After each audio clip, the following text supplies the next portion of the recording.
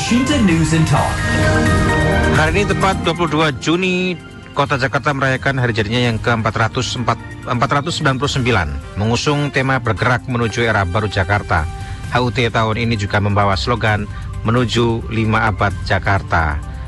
Apa catatan kecil dari berkaitan dengan ulang tahun ini? Kita akan jumpai budayawan Betawi untuk HUT DKI Jakarta tahun 2026, budayawan Betawi Yahya Andi Saputra.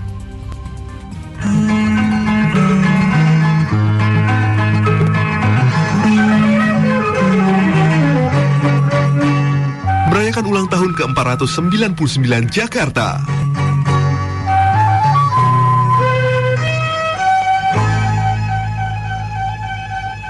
Sebelumnya kami ucapkan selamat ulang tahun yang ke-499 terlebih dahulu ya, Bang Yahya, di perbincangan kita hari ini, Pak Yahya. Oke, ya. Ya, usianya 500 tahun itu sudah luar biasa. Hampir 500 tahun ini kota yang luar biasa, penuh kenangan, ya, pusat perhatian, pusat negara, begitu ya. Dan di sana juga beragam budaya, beragam karakter masyarakat, suku, ras, agama, berbagai macam masuk di sana. Apa kemudian yang bisa kita soroti? Catatan-catatan dari mungkin barangkali Pak Yahya sendiri berkaitan dengan ulang tahun Jakarta yang ke-499 ini. Menuju suatu abad ini, Pak Yahya. Oke, terima kasih ya para pendengar semua dari El Shinta ini. Kalau kita ngomongin umur, rasanya kawasan yang kemudian kita kenal dengan nama Jakarta ini sebetulnya terlalu muda kalau kita nyebut umur 500 tahun ya, masih terlalu muda karena sebagai kawasan sebelum dinamakan sebagai Jakarta atau Jayakarta pada masa lalu itu kawasan ini sudah ramai didatangin oleh berbagai macam orang seperti yang tadi Abang bilang, ini ada, itu ada, orang ini latar belakang ini ada, jadi kota ini adalah kota yang komplit. Nah pada katakanlah kita ngomongin sekarang 500 ya di tahun depan. Yeah. Maka di usia yang tua ini saya rasa kota ini masih punya kemampuan yang gagah ya, masih punya kemampuan berdiri dengan mulia sebagai kota yang memang kemudian dia memberikan kemudahan kepada semua orang yang ada dan mau tinggal di sini. Jadi dengan usianya itu saya rasa dia nggak berhenti untuk selalu memberikan kegirangan, kebahagiaan, layanan, dan dia juga nggak berhenti menghias dirinya, merapikan dirinya untuk memberikan layanan kegirangan itu kepada semua dari kita yang ada di kota ini. Gitu, Abang. Baik, kalau Pak Yahya sendiri, ya. Jakarta itu punya makna apa buat Pak Yahya sendiri, Jakarta itu sendiri? Ya kalau ngomong itu ya sebagai akamsi ya, akamsi. Anak kampung sini ya. Iya, sebagai akamsi, saya merasa bahwa Jakarta adalah saya adalah Jakarta. Karena bagaimanapun juga meskipun saya anak Jakarta, anak Betawi, tetapi di dalam diri saya mengandung kejakartaan yang utuh gitu ya. Saya nggak bisa memilah-milah mana saya yang sebagai anak Betawi, mana saya yang sebagai anak Jakarta, atau bahkan saya yang anak Indonesia. Jadi kira-kira begitu. Jadi kalau diomongin itu ya, saya ini adalah tubuh yang utuh yang di dalamnya berisi itu semuanya, yang nggak bisa dipisahkan, nggak bisa dipretelin satu demi satu. Wah, lu ini menjadi Jakarta, wah lu menjadi Betawi. Jadi dia kesatuan yang utuh yang memang saya selalu bawa ya sampai kapanpun begitu ya, Abangku. Iya. Pak Yahya, saya agak penasaran dengan kata-kata tadi, ada saya sebagai Betawi, saya sebagai Jakarta, saya sebagai Indonesia. Memang tiga frasa ini punya makna kata apa sebenarnya? Ya, dia punya makna yang egaliter, yang cair gitu ya. Oke. Karena begitu, maka dia nggak mementingkan dirinya sendiri. Ya. Dia memberi ruang penuh kepada siapapun, kepada apapun yang ingin ada mengisi ruang-ruang itu di sini. Jadi gitu. Jadi oleh karena itu kecairan dan egalitarianisme itulah yang memberi gambaran itu, sehingga saya memang merasa bahwa apa yang disampaikan oleh Lancaster ya dalam makalah panjangnya Ethnic Profile of Jakarta itu, Tuhan menciptakan Indonesia di sini. Jadi ya kira-kira seperti itu. Jadi dalam tubuh saya ya itulah yang ada gitu ya, ke-Indonesiaan gitu. Jadi sebenarnya kalau dikatakan Jakarta yang identik dengan Betawi itu apakah masih relevan saat ini? Itu karena si Betawi itu adalah inti dari kota ini. Sehingga bagaimanapun juga si Betawi itu tetap memiliki peran, memiliki racikan warna yang memberi warna khas, sehingga kota ini ya namanya Jakarta. Dan si inti itulah yang kemudian memberikan jalan lurus, memberikan stimulan, memberikan napas segar bagi kehidupan kota ini gitu ya. Kalau si Betawi itu menjadi orang yang eksklusif gitu ya, tertutup, maka nggak bisa Jakarta ini sebagaimana yang terjadi sekarang. Jadi inklusivitas itulah yang membuat dia menjadi dirinya sejak sekarang. Jadi si Betawi itu memberikan warna, memberikan keindahan tertentu kepada kota yang setiap hari menghias dirinya, memperbaiki dirinya itu. Itu kira-kira Bang Bu. Lantas kalau Babehe, kalau saya bertanya di mana saya bisa menemukan Betawi di Jakarta, jawabannya kan seperti apa? Ya, Betawi adalah aura. Ya, Betawi itu kalau kita bisa temukan dia di mana saja. Aura egalitarianisme, aura multikultur, aura pernak-pernik ragam hias yang ada di Jakarta itu adalah aura seperti itu yang bisa kita dapatin. Jadi kita nggak bisa menemukan lokus secara fisik, gitu ya. Sebagaimana kalau kita berkendaraan, kita nggak bisa melihat bahwa orang yang patuh di jalan raya itu lokusnya, bentuknya, artefaknya, kita nggak bisa lihat itu. Dia adalah rasa, dia adalah aura, dia adalah imajinasi, ruang-ruang yang kita ciptakan untuk senantiasa menjadi seperti itu. Jadi kalau dia tidak mempunyai aura, dia memperketat sekat-sekat, dia jadi nggak bisa Jakarta ini memang sudah ditakdirkan sejak abad kedua sudah begitu. Sudah memiliki aura seperti itu. Jadi ruang-ruang terbuka, ruang-ruang kebersamaan, ruang-ruang yang secara artefak nggak bisa kita temuin secara kasat mata, yang hanya bisa kita rasakan dalam rasa di hati nurani kita. Itu Abangku. Baik, kalau misal saya berbicara Jawa, misalkan kita akan menemukan misal dalam bentuknya adalah ada keraton di Jogja ataupun di Solo, misalnya seperti itu ya. Kalau Betawi ini berarti bisa dikatakan dia sudah, karena karakternya adalah karakter pesisir begitu, akhirnya dia membaur dan kemudian ini menjadi satu bentuk budaya yang menjadi aura tadi kata-katanya begitu ya, Bapak Yahya ya. Iya, dia itu sudah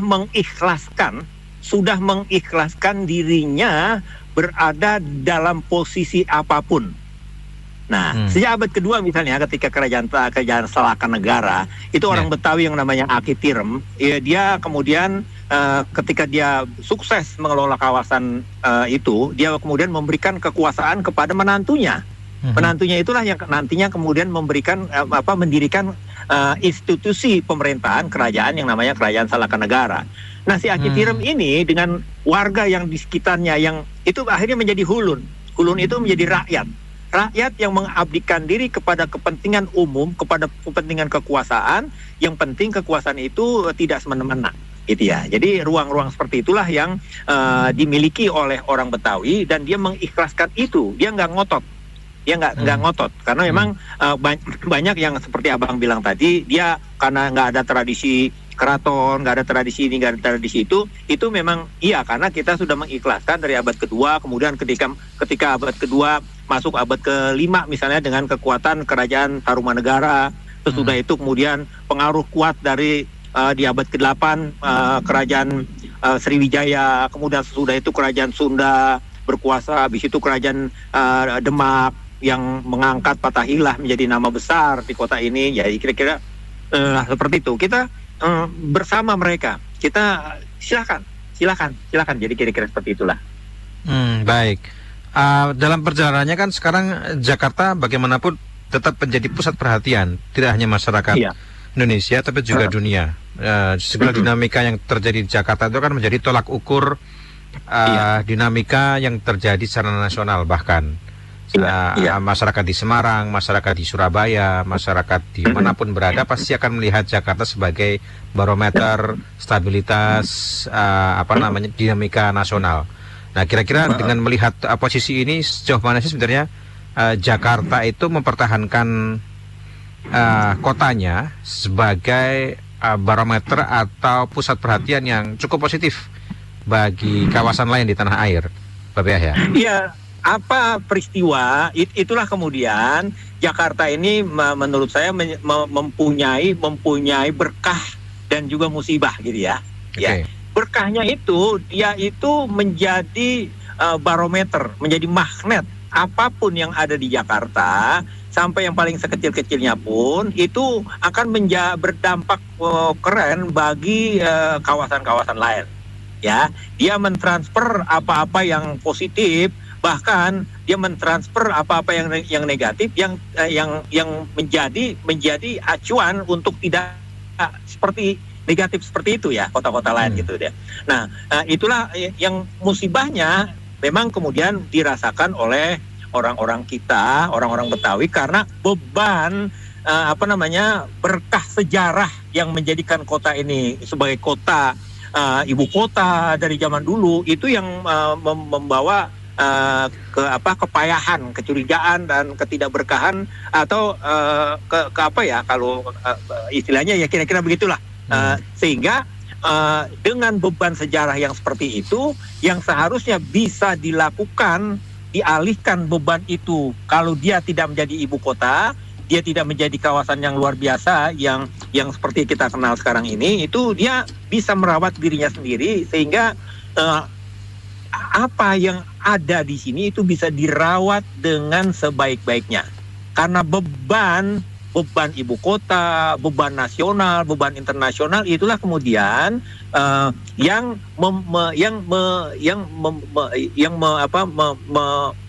berdampak kurang sehat bagi perkembangan etnik, khususnya etnik Betawi gitu ya, orang-orang Betawi. Karena perhatian pemerintah, kalau misalnya ada peristiwa internasional di sini, ada pertemuan menteri-menteri internasional yang ada di sini, itu pasti tenaga dan kemampuan mau tertuju kepada situ. Sehingga yang harusnya dia memberikan modal itu kepada mengurus warganya, mengurus entitas yang hidup dan berkembang di sini secara dirinya sendiri, itu tertawan oleh hal-hal yang terjadi baik nasional maupun internasional. Jadi kira-kira seperti itu. Dan yang negatif pun, misalnya kalau ada demonstrasi, itu kan yang diancam demonstran-demonstran itu segala fasilitas yang dibangun oleh kota ini untuk melayani masyarakatnya itu menjadi rusak juga gitu ya. Fasilitas inilah, fasilitas itu, pembakaran ini, pembakaran itu kan jadi berkah sejarah itu yang menjadikan kota ini menjadi beban seperti itu. Iya, selain itu juga akhirnya kan ada banyak tuntutan idealitas yang dimiliki kota ini oleh banyak orang. Ya. Ada banyak orang yang kemudian secara ekonomi bahwa standar hidup paling oke itu adalah Jakarta, sehingga bagaimanapun mari kita datang ke Jakarta beramai-ramai untuk cari kerja di sana. Kan begitu, akhirnya Jakarta menjadi kota yang cukup inklusif, menerima banyak sekali manusia ya, masyarakat dari berbagai macam golongan ada di sana. Di sisi lain juga Jakarta juga menjadi kiblat bagi banyak orang untuk membangun kotanya di daerah, sehingga berbagai macam agenda, keramaian, konser dan sebagainya pasti kiblatnya ke Jakarta. Berbicara soal inklusivitas, sebenarnya saya ingin ke arah situ. Sejauh ini bagaimana sih melihat inklusivitas yang terjadi di Jakarta hingga saat ini, Bapak Yahya? Itu bagaimana ya maksudnya ya? Ya, inklusif kan berarti kan ada keberagaman di situ. Di Jakarta itu kan ada keberagaman inklusif. Kalau melihatnya sampai saat ini inklusivitas itu sudah sudah seperti apa yang ada di Jakarta? Oh ya, dia sudah menjadi sudah menjadi casing, sudah menjadi nyawa, sudah menjadi setrum, sudah menjadi komplit lah gitu ya. Jadi kalau nggak ada itu, maka nggak bisa nggak terjadi yang seperti sekarang ini gitu ya. Jadi adanya dia itu mempertegas adanya yang sekarang gitu ya. Jadi kita memelihara kebinekaan, kita memelihara kebersamaan, kita tahu bahwa kita nggak bisa menyelesaikan segala sesuatu secara sendiri, kita harus melakukannya secara bersama-sama, dan itu diyakini betul oleh orang kita. Bahkan dalam salah satu dia punya peribahasa itu, semut aja kalau dia bareng-bareng bisa mindahin gunung. Jadi kira-kira begitu. Jadi konsep pemahaman kebersamaan itulah yang membuat jadi seperti ini. Kita nggak bilang lu Jawa, lu Sunda, lu ini gitu. Jadi itu makanya dalam konsep pemaknaan etnisitas itu di Betawi mengenal misalnya ada Betawi sini, ada Betawi sono, ada Betawi Arab, ada Betawi Cina, ada Bombay. Jadi kira-kira begitu. Jadi kalau digambarkan dalam satu diagram konfigurasinya itu, jadi seperti itu. Semuanya menyatu, semua itu akhirnya berkumpul dalam satu tubuh yang namanya Betawi. Nah, karena tubuhnya sudah seperti itu, maka untuk selanjutnya, karena dimulai dari itu, maka untuk selanjutnya kota ini memang menjadi seperti itu. Nggak ada lu begini. Yang penting kita memang sangat mengharapkan di mana bumi dipijak, di situ langit dijunjung, kan kira-kira seperti itu. Tapi itu semua sudah ada di dalam diri Betawi, yang si Betawi itu sudah ada unsur semua yang tadi saya katakan. Jadi konfigurasinya seperti itu. Jadi ada kalau dalam sisi ideologi keagamaan ada nanti disebut Islam apaan gitu ya. Orang mualim gitu. Jadi meskipun begitu, dia tetap menjadi satu kesatuan. Lo mau jadi orang Betawi yang masih suka ngesrop itu masih suka mabok-mabokan gitu ya misalnya, dia sama dengan kualitas dengan seorang mualim, karena nggak ada si orang ngesrop kecuali nanti mendapat tugas utama dari seorang mualim yang bisa secara bersama-sama menyelesaikan urusan-urusan itu. Jadi kira-kira seperti itu. Iya, ini saya mendapatkan pesan bahwa Betawi itu sangat egaliter, sangat demokratis lah kalau kita berbicara berkaitan dengan konteks negara. Begitu ya, Bapak ya? Iya. Saya ada pendengar yang masuk melalui pesan singkat, saya bacakan ini barangkali bisa ditanggapi. Ada Pak Dida di Depok berpendapat begini.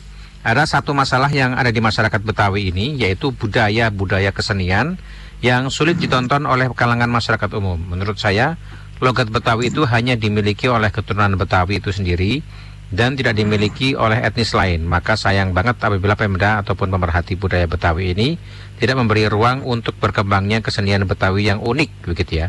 Ada juga yang disampaikan oleh Pak Toto, kesenian dan kebudayaan Betawi sekarang kalah dengan kesenian dan kekayaan budaya modern yang identik dengan K-pop, musik rock, jazz dan lain sebagainya. Akhirnya budaya Betawi itu sendiri luntur. Barangkali bukan mengikhlaskan, tapi memang benar-benar hilang dalam konteks kebudayaan. Ini kata Pak Toto. Dua pendengar boleh ditanggapi, silakan, Pak Yahya. Iya, terima kasih ya, wahai pendengar El Sinta yang terhormat. Rasanya yang menimpa kesenian Jakarta itu sekarang ini sudah merata. Mereka menimpa bahkan dari Wakatobi, mereka menimpa dari ujung paling di Kutacane, dia segala macam, dia itu saya melihat itu memang sekarang kesenian kita di mana-mana sedang mengalami penderitaan seperti itu, bukan hanya di Jakarta. Nah, kalau di Jakarta kan memang jelas karena di Jakarta itu tadi pertama dia beban nasional dan beban internasional sehingga konsentrasi para pengambil keputusan juga terganggu. Nah, memang banyak juga keputusan pemerintah berupa undang-undang itu sudah dikeluarkan untuk menjaga dan memelihara itu. Tetapi memang itu secara aksi itu masih belum 100% dilaksanakan. Jadi perda-perda undang-undang yang pemeliharaan itu masih ompong lah, masih enggak itu. Dan memang masih banyak kita misalnya untuk mempertahankan bahasa misalnya ya. Tapi kalau bahasa sih saya rasa semua bisa menirukan logat omongan orang-orang Betawi itu siapapun. Bahkan teman-teman kita yang dari Batak, yang dari Padang, yang khususnya masyarakat Melayu Indonesia itu kalau dia ngomong Betawi bahkan lebih lemes itu lebih kental ketimbang orang Betawi sendiri. Saya itu pengalaman saya sebagai yang bergaul dengan sesama mereka sehingga mereka lebih lemes. Tapi memang untuk bagaimana apakah dengan orang lain bisa menirukan omongan kita itu dia bisa selamat, nggak ada jaminan untuk itu. Yang bisa menjamin salah satunya memang di Jakarta ini kan kalau dari sisi bahasa gitu misalnya memang belum ada lembaga yang secara khusus memelihara, mengembangkan, merawat kebahasaan. Kalau di daerah-daerah ini kan ada kantor badan bahasa ya, badan bahasa yang memelihara bahasa itu. Nah, di Jakarta ini di semua provinsi sudah ada kantor bahasa itu seperti itu, tapi di Jakarta belum ada. Sehingga bahasa Betawi memang dia berkembang secara liar, secara begitu saja. Dan itu dipelihara, perkembangan itu memang ada pada media-media. Dulu media koran, media televisi, media mainstream lainnya. Dan kalau zaman sekarang itu kita bisa lihat misalnya teman-teman kita di grup WhatsApp, di grup TikTok, itu sudah seperti itu. Tapi yang secara resmi pemerintah belum mendirikan kantor balai bahasa gitu ya untuk provinsi DKI Jakarta. Provinsi DKI Jakarta itu bahasa Betawi di Jakarta itu masih disangoni oleh kantor bahasa dari Banten. Itu juga salah satu yang membuat kita kedodoran dalam hal bagaimana bahasa ini bisa bertahan. Kalau secara kesenian atau kebudayaan pada umumnya, pemerintah Provinsi DKI Jakarta saya rasa nggak kurang-kurangnya mereka melakukan workshop, melakukan kegiatan, membuka ruang-ruang pentas bagi kesenian itu yang memang membutuhkan ruang-ruang seperti itu. Tapi kalau dikatakan bahwa kita melemah ya bukan cuma Betawi. Saya sedang membaca beberapa naskah yang menggambarkan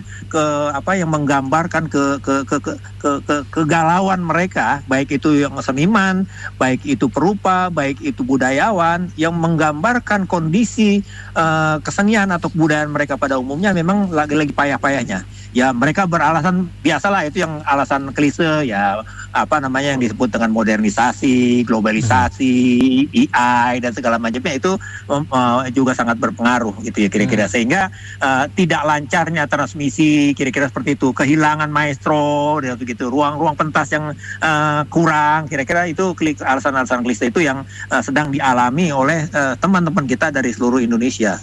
Itu Abang. Oke, baik, luar biasa. Ada lagi saya bacakan semisal pesan dari para pendengar ya. Ada pesan kami dari Ibu Dwi yang menyampaikan selamat ulang tahun Jakarta yang ke-499. Jakarta itu ibu kota yang seharusnya menjadi kiblat, tapi menurut saya kok tidak, karena masih ada beberapa titik yang semerawut kotanya, harusnya bisa ditata dengan rapi. Ada lagi pendapat yang menyampaikan tidak menyebutkan nama, bisakah Jakarta dibatasi penduduknya, jangan ada lagi tiap lebaran pasti ada aja orang luar yang masuk Jakarta sehingga Jakarta makin padat. Masih ada kota-kota lain yang bisa dimasukin, nggak cuma Jakarta, katanya begitu. Babe Yahya, mungkin bisa ditanggapi juga nih dua pendengar kami ini, silahkan. Iya, di awal kan udah kita bicarakan tadi ya Bang ya. Ini magnet. Jadi kota ini masih kota impian. Ngapain aja bisa punya peluang, gitu ya. Kita bisa survive, gitu. Jadi kalau untuk itu ya saya rasa itu udah klise ya. Dan usaha yang pernah diikhtiarkan oleh zaman Ali Sadikin misalnya dengan membatasi penduduk itu saya rasa nggak masuk akal lah. Karena dinamika orang itu kan kita nggak bisa membatasin itu. Saya sih malah senang kalau semakin banyak orang yang berdatangan ke sini dengan kelebihan mereka masing-masing, sehingga akan makin memperkaya kita. Gitu. Wajah kita jadi semakin kaya. Kalau membatas-batasan itu nggak alasan yang nggak asik lah. Tapi bagaimana kemudian dia ketika dia masuk ke sini, dia memberikan arti pada gang yang dia tinggalin, pada kawasan yang dia tinggalin. Bagaimana kemudian ketika dia ada di situ, dia bisa, jangan buang sampah ya, ini tertib ya, kita kerja bakti bareng-bareng ya. Jadi semakin banyak orang yang datang ke sini dan semakin mempunyai paham seperti itu, maka itu semakin asik bagi kota Jakarta. Ya, gitu kira-kira abangku. Dan apalagi tadi misalnya yang tadi yang sebelumnya saya harus lupa tuh. Mungkin saya tambahin aja sekalian ya. Saya tambahin tadi sekalian, misal ada Pak John yang menyampaikan bahasa Betawi tapi basisnya kok bahasa Melayu juga katanya Pak John. Ada juga yang berpendapat semisal ada pendengar tidak bahasa Betawi itu memang rumpun dari bahasa Melayu. Ya, rumpun dari bahasa Melayu. Jadi dia sejak abad ke-8 ketika peradaban Melayu yang dibawa oleh kerajaan dari Sriwijaya itu mempengaruhi kawasan sini. Saat itu kan bahasa yang sangat ketat ya. Misalnya bahasa Sangsekerta, hurufnya Palawa. Itu bahasa yang digunakan oleh kekuasaan raja-raja pada masa itu. Ketika peradaban Melayu dengan bahasa yang egaliter itu masuk sini, maka si Betawi lebih memilih kepada penggunaan bahasa Melayu, sehingga dikatakan dia bahasa Melayu dialek atau rumpun Betawi. Jadi kira-kira seperti itu, Abang. Oke, baik. Terakhir barangkali Babe Yahya ada pesan yang mau disampaikan di momen ulang tahun Jakarta yang ke-499 ini, dan sekaligus bisa disampaikan juga kepada masyarakat ya, berkaitan dengan apa yang tadi kita perbincangkan, titik tekannya seperti apa, silakan Babe. Iya, terima kasih ya wahai kawan-kawanku, engkau yang sudah ngedengerin nguping di El Sinta Tercinta ini. Marilah saya sih mau ngajak bahwa kita masing-masing dari kita itu mempunyai emak ibu yang melahirkan kita. Nah, emak yang melahirkan kita itu dia kasih cinta sayangnya kepada anaknya itu nggak berbatas. Kecuali pada anak lurhaka ya. Jadi cerita maling kundang itu jangan sampai diulang. Nah, emak kita yang melahirkan kita itu kasih sayangnya nggak berbatas. Dia mau ngapain aja, kita beduk subuh kencingin dia, emak kita girang, anakku sehat, gini hari kencing, aku dikencingin, terima kasih sehat gitu ya. Jadi, nah maka saya juga ingin mengajak kita juga mempunyai emak, namanya emak kita yang merawat kita ini namanya Jakarta. Marilah kita cintain emak Jakarta kita ini sebagaimana kita cinta, hormat, patuh, memuliakan emak yang melahirkan kita, gitu ya. Jadi kalau kita punya rasa cinta itu, mari engkau tularkan rasa cinta itu kepada orang yang ada di sebelah. Orang yang ada di sebelah itu menularkan rasa cinta kepada emak yang sudah memberikan segalanya, si Jakarta ini kepada kita. Kita mau berak, kita mau kencing, kita mau ngapain aja, mau jam 12 malam kita teriak-teriak, nggak jadi persoalan ya. Sehingga cinta kota ini sebagaimana cinta emak kita yang melahirkan kita. Mari kita jaga dia, jangan kita sakitin dia. Sakitin dia itu macam-macam, hal-hal yang sederhana. Kita makan permen, kemudian kulit permen itu kita buang di pinggir jalan, itu juga salah satu yang bikin emak Jakarta kita itu menjadi sakit. Mari kita jaga dia, kita rawat dia. Di umurnya yang 500 tahun ini, umur yang sudah cukup tua, apalagi kalau kita bandingkan kawasan ini sebelum abad-abad itu, abad kedua, abad 5 sebelum Masehi, maka dia itu sudah menjadi sangat tua, menjadi renta. Dengan ketuaan dan kerentaan itu, pengalamannya itu, mari kita jaga dia, jangan kita sakitin lagi dia.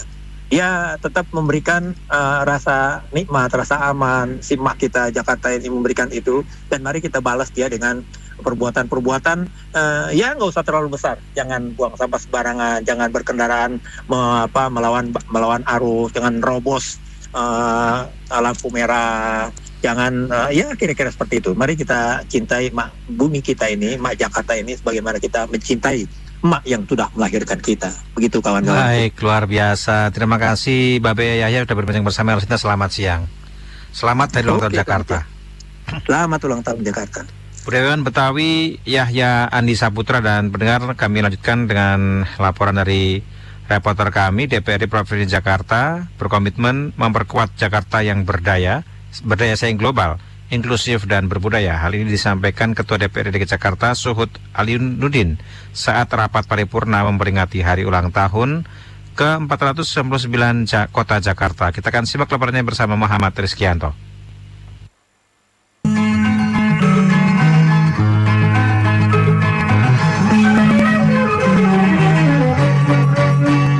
Merayakan ulang tahun ke-499 Jakarta.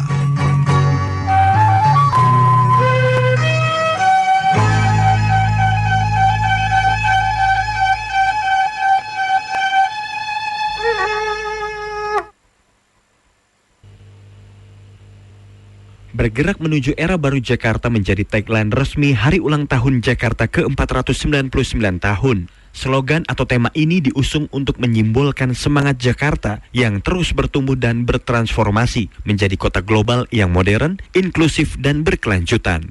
Ketua DPRD DKI Jakarta Suhud Alinuddin mengatakan untuk menjadi kota global tentu harus memenuhi sejumlah persyaratan, baik sebagai pusat kegiatan ekonomi, politik budaya, dan inovasi. Sehingga jika ingin disebut kota global dan kota penting di dunia, maka Jakarta harus terus berbenah. Dari aspek kami sebagai legislatif ya DPRD DKI, tentu yang paling kita cermati apakah penopang dasar dari Jakarta sebagai kota global ini sudah cukup memadai ya, dari aspek aturan perundang-undangan ya, Perda, kemudian juga kesiapan APBD-nya, anggaran sebagai penopang kota global, kemudian juga bagaimana di aspek implementasi dari pembangunan itu, apakah bisa memenuhi kaidah sebagai kota global. Nah, inilah hal-hal yang penting kita sama-sama pahami ya, kemudian juga kita evaluasi agar Jakarta ini memang betul-betul siap untuk menjadi kota global dan layak huni bagi warganya gitu. Nah, ini yang harus menjadi concern kita semua di Jakarta menuju 5 abad ini. Ditambahkan oleh Suhud Alinuddin, beberapa kriteria tadi harus dicapai tidak sekedar menjadi jargon Jakarta 5 abad dan seterusnya. Suhud menyadari untuk menjadi kota global tentu butuh dukungan semua pihak termasuk DPRD DKI Jakarta. Sementara itu, pendengar, ditambahkan oleh Ketua DPRD DKI Jakarta Suhud Alinuddin bahwa persoalan Jakarta multidimensi. Tidak bisa hanya disorot pada satu aspek saja, melainkan semua aspek harus dibangun. Tetapi yang paling mendasar yang harus dibangun adalah aspek sumber daya manusia jika ingin Jakarta menjadi kota global yang modern, inklusif, dan berkelanjutan. Dari Jakarta, Muhammad Rizkianto melaporkan. DPRD DKI Jakarta berkomitmen memperkuat Jakarta yang berdaya saing global, inklusif, dan berbudaya. Hal ini disampaikan Ketua DPRD DKI Jakarta Suhud Alinuddin saat rapat paripurna memperingati HUT Jakarta ke-499 Kota Jakarta.